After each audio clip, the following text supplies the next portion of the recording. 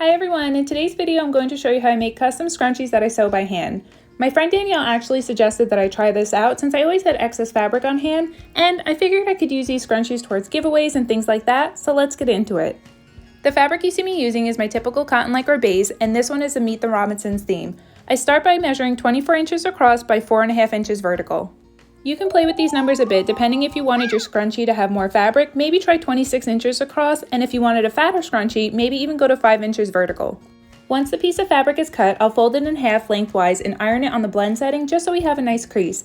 I'll then go and fold the corners both outward, and I'll also iron this because this is actually going to make our life a little bit easier when it comes to the final touches of the scrunchie. We'll talk more about this later on. Next, I'm just going to go where the two edges meet and pin across the whole length of the fabric. I'm going to stop where I folded the corners. I typically like my scrunchies to be 1 3/4 of an inch wide. If you like wider scrunchies, try 2 inches, or for a more narrow scrunchie, try maybe 1.5.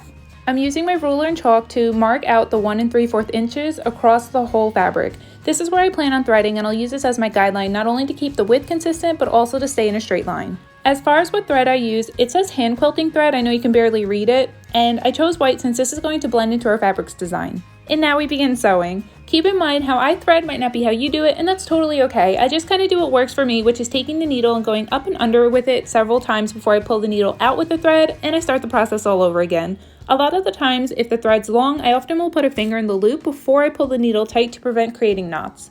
If you have a sewing machine, it's going to make your life a lot easier for this project. However, if you're like me, then you either don't have a sewing machine or you don't know how to use one, or in my case, both. I'll continue to do this until we reach the end of our fabric, and then I'll actually repeat this all over again in the opposite direction.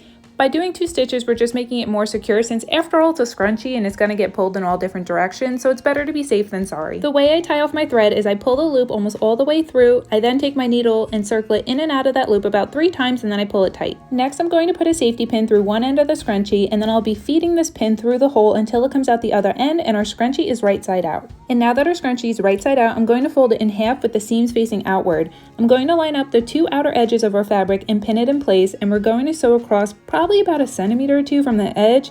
This is going to give us a nice conjoining line to our scrunchie. You'll see what I mean in a sec. I do the same method as before where I do one side and then I sew the other side until we have 2 consistent stitchings that are going across. I use a 1/4 inch wide elastic and I measure it out to 7 inches. I've seen people do 6 inches, 7, 8, 9. It's all depending on preference. For me, I've tried out a few options and I just feel like 7's a magic number. And just with the same concept as turning our scrunchie right side out, I put a safety pin through one end of the elastic and then feed this through our scrunchie until it comes out the other end. Once the elastic is through the other end, I just overlap the 2 sides of it and I sew it together. That way our elastic is one fluid circle. The last step is closing the open side of the scrunchie. Since we previously already sewed those 2 edges together right after turning our scrunchie right side out, we only now have maybe about 2 or 3 inches of the scrunchie that we have to close up. To sew this part, I start by putting my needle through the inside of the scrunchie to help hide our starter knot.